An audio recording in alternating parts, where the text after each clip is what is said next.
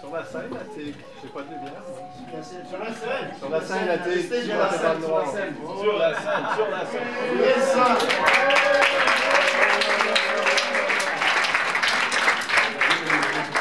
Merci beaucoup.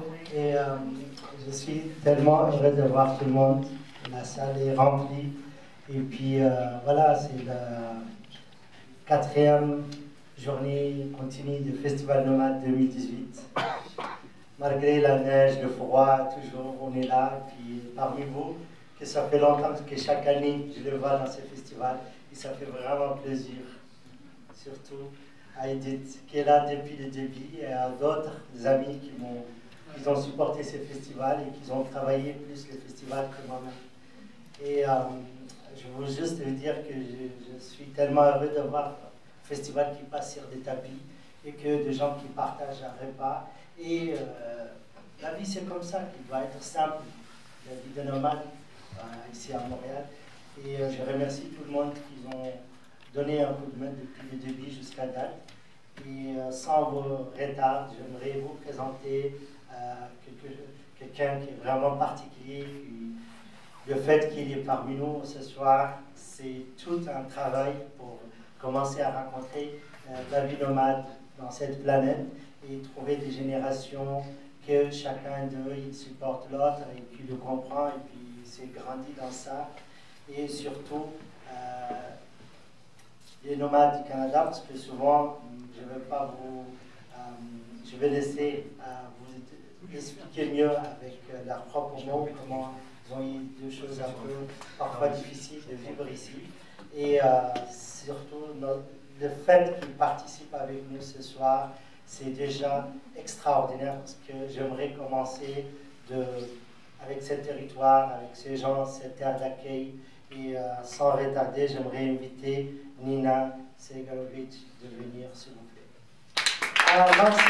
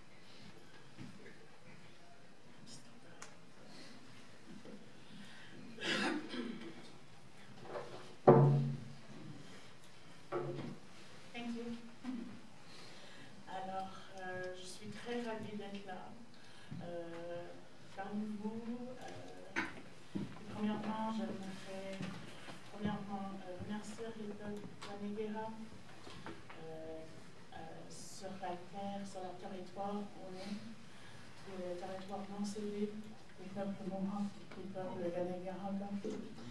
Alors, je les remercie pour nous laisser passer du temps ensemble. Et deuxièmement, j'aimerais vraiment remercier Ratik et toute l'équipe Festival Nomade pour m'accueillir parmi vous. Et excusez-moi, j'ai trop mangé. Le goût était trop bon. Je ne devrais pas si manger, je ne devrais pas manger ici. Je ne pouvais pas m'arrêter. C'est ta faute. Alors, c'est vraiment un honneur d'être là. Puis, je vais partager 3 chansons de tambour. Et pour moi, c'était un trajet pour me redécouvrir parce que j'étais des victimes du rafle des années 60. Alors, j'étais enlevée de mes parents et puis j'étais élevée à Montréal dans une famille juive philippine. Et puis pour moi, la musique, le tambour, c'est ça qui m'a reconnectée avec ma culture nomade. Alors, la première chanson que je vais chanter s'appelle The Daily Healing Song. Alors, c'est une chanson de guérison. du peuple de mon père biologique et je vous partage.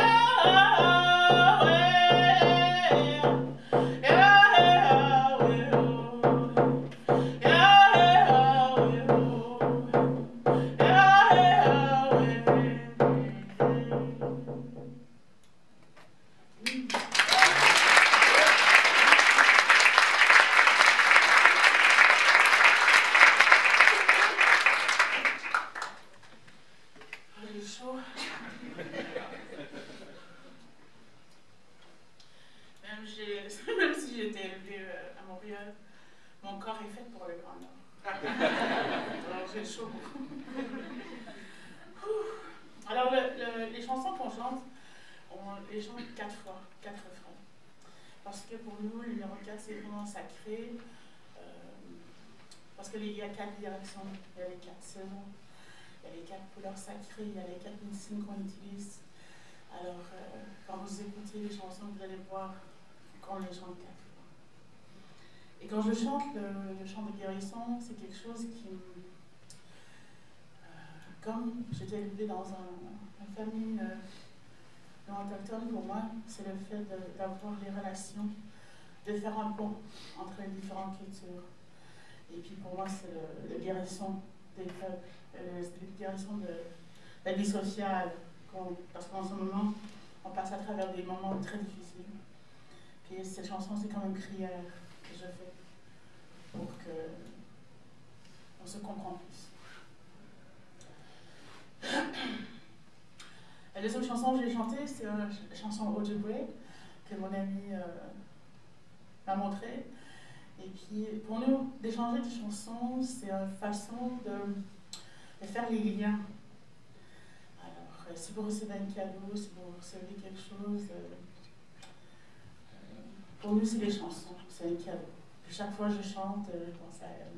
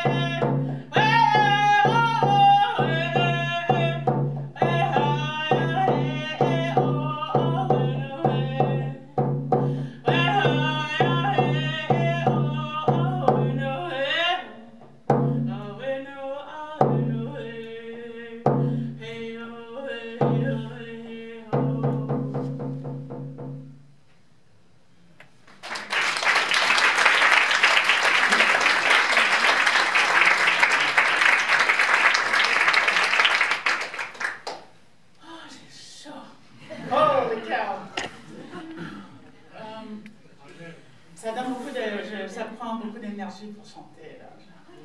Je prends l'énergie de la mère terre, et ça sort.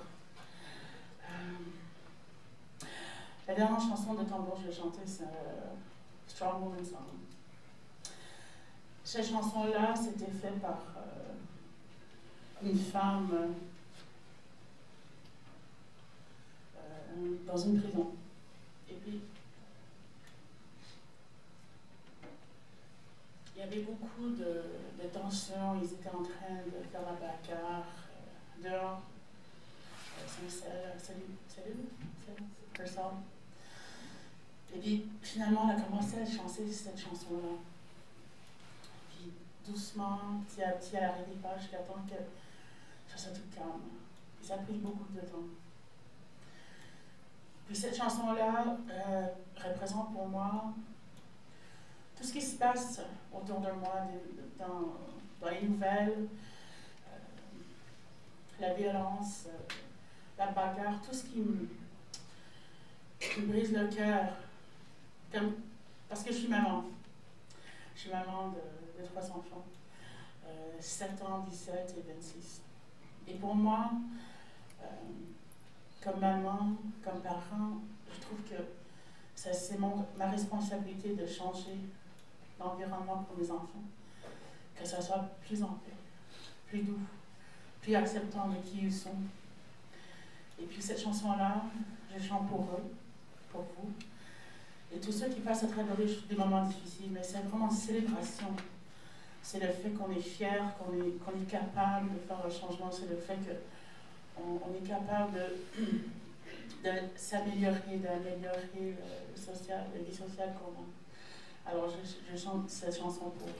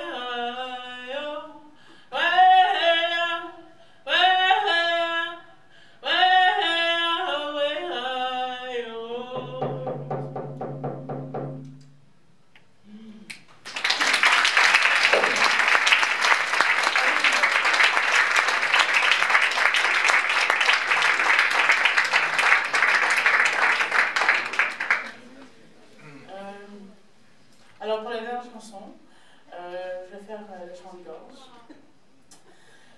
Non, ça se fait à deux. Mais je peux le faire toute seule.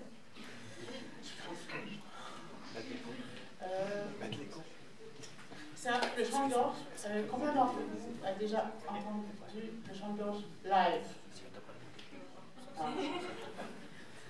Vous êtes très chanceux. Savez-vous c'est quoi le chant de gorge?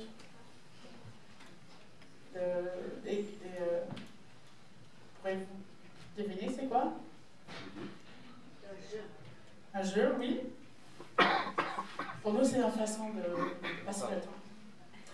Les femmes, les hommes partaient ensemble pour faire la chasse de caribous, de phoques, de baleines.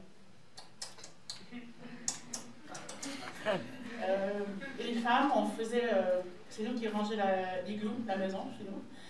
Et comme ici, il y a les tapis par terre, pour nous c'est des fourrures. Alors il fallait laver, il fallait ranger des choses, il fallait faire à manger pour les enfants. Mais par contre, on avait du temps des fois, puis c'était une compétition. Alors les femmes chantaient ensemble, face à face, et c'était les sons qu'on écoutait dans la nature. Et comme c'était une compétition, la femme qui rigolait en premier, c'est elle qui perdait. Alors, il n'y a personne qui va perdre ce soir parce que je suis toute seule. Mais j'aimerais vraiment inviter les sultans de la percussion de m'accompagner. S'il vous plaît.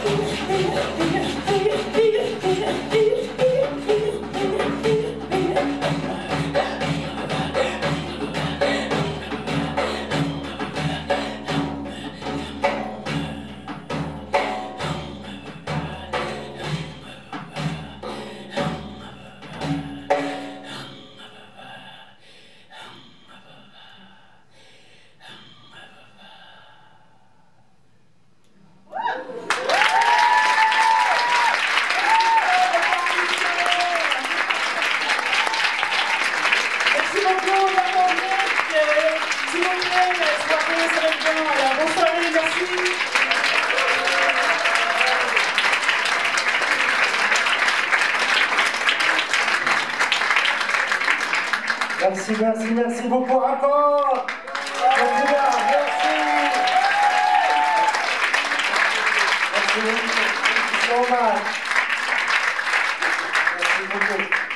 Alors, on va continuer avec le deuxième élément. C'est, j'ai des amis qui m'ont préparé une petite vidéo. Ça avait pris du temps, mais c'était une vidéo qui résume le principe de la caïma, qu'est-ce qu'on est en train de faire. Et moi-même, je n'étais pas capable de faire ça parce que je ne sais même pas c'est quoi. Alors, ils ont pris du temps pour regarder les choses, vérifier les choses, et après 10 ans, on commence à voir qu'est-ce qu'on est en train de faire. Et je les remercie beaucoup, beaucoup. C'est Stan, qui est peut-être là ce soir. Stanislas, il n'est pas encore arrivé. Et Adelaida, qui est en Russie. Alors, c'est eux deux qui ont réalisé ces vidéos. C'est une petite vidéo de 2 minutes. Et c'est pour voir qu'est-ce que c'est quoi le principe de la caïma, puis qu'est-ce qu'on est en train de faire. Et j'aimerais voir, est-ce que Fofi est venu? Il est arrivé? Non. Ok. Alors je vais vous laisser avec ça pour une minute.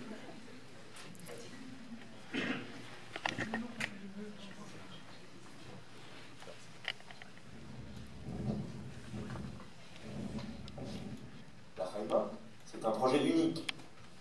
Une organisation sociale qui englobe 2 activités commerciales, des initiatives culturelles et une fondation de développement. Tout part de l'initiative d'un homme, Atik Wood. Originaire de Ivijarel, Mauritanie, en Afrique de l'Ouest, il émigre à Montréal, au Canada, pour étudier et découvrir le monde moderne.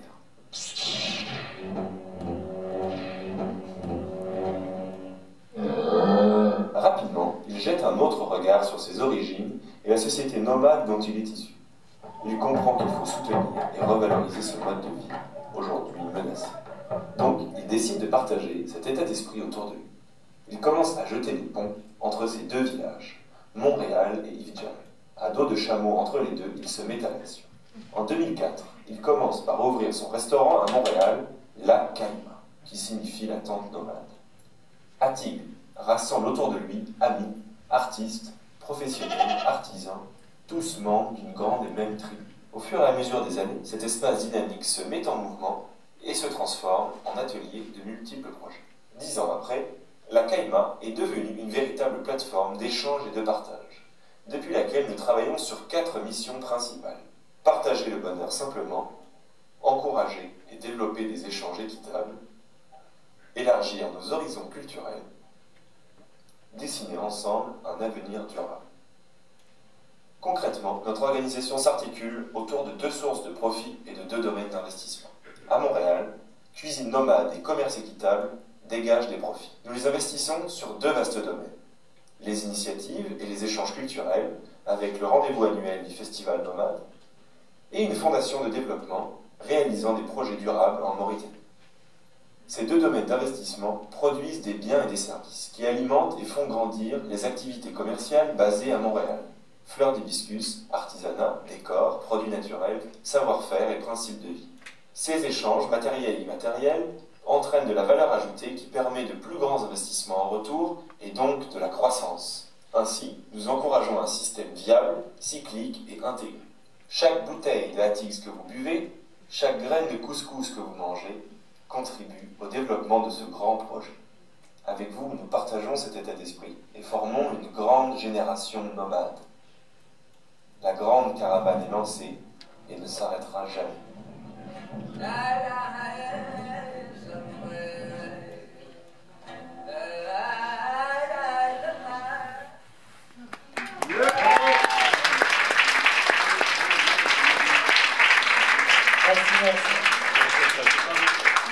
Merci beaucoup.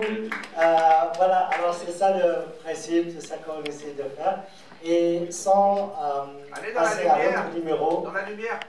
La lumière. On ne vous voit pas. On ne te voit pas sur la On scène. ne voit pas. Flamenco.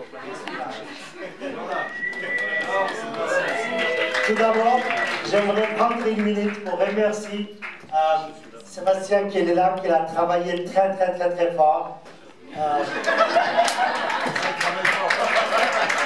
Merci beaucoup. C'est grâce à lui que ce festival existe encore. Va arriver. Merci beaucoup. Et sans lui, vraiment, il n'y aura pas cette édition de cette année. Et je les remercie encore, et je les remercie, et je les remercie aussi. Merci beaucoup.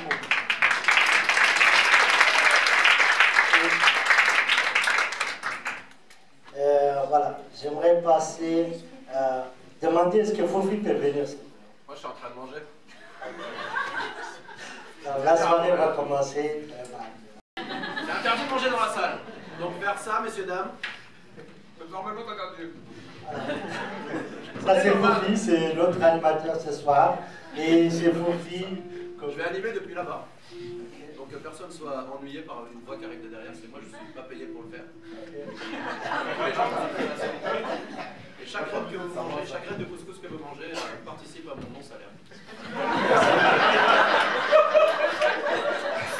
C'est une erreur.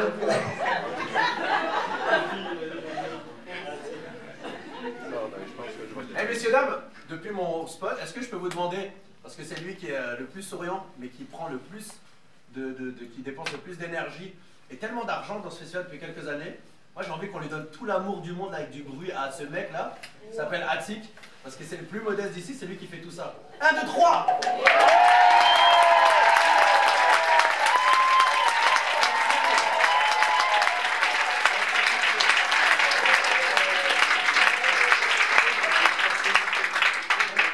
Sans retarder, j'aimerais vous inviter à bien écouter la chorale. Et je vous laisse avec le corps. Bonsoir. Et Bruno. Nathalie et Bruno. Nathalie et Bruno. À l'origine, ça devait être M. Al-Fatiam qui devait être ici ce soir, mais il ne se sentait pas bien. Donc, on lui souhaite un bon rétablissement. Oui. Et puis, à la place, et Bruno Houillard. On a quelque chose de nomade, en fait. Les musiciens, c'est tous des nomades. Par obligation et par plaisir aussi. Donc, c'est notre petit côté.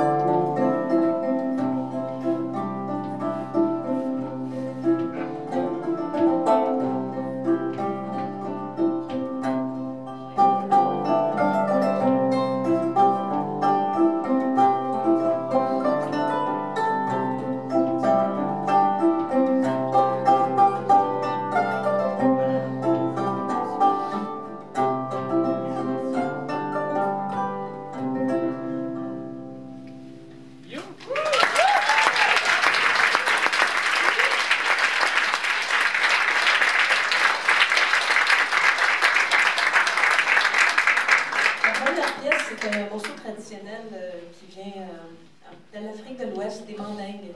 Les Mandingues, c'est un grand peuple qui est réparti dans 14 pays de l'Afrique de l'Ouest. Je pense qu'on en a même en Mauritanie. Oui. Ils sont partout. Et ils ont une très vieille culture qui est toute à l'oral. Donc, la kora, c'est harpe avec une corde, ça vient des Mandingues et c'est joué par les griots. Traditionnellement, c'était passé de père en fils. Et puis maintenant, il y a des filles. Et c'est un instrument qui servait en fait de papier. C'est là-dessus qu'on couche les histoires, soit en chanson, quand les gens sont plus capables d'écouter l'histoire qu'on raconte, c'est chanté. Mais sinon, c'est le support à l'histoire. Ils gardent toute l'histoire traditionnelle orale sur la musique, entre autres sur la kora. Le premier morceau, ça s'appelait Mansani Sissé. Le deuxième morceau, c'est une composition de notre nomadisme de musiciens. Donc, on va finir avec un vieux morceau traditionnel qui est un petit peu plus pop.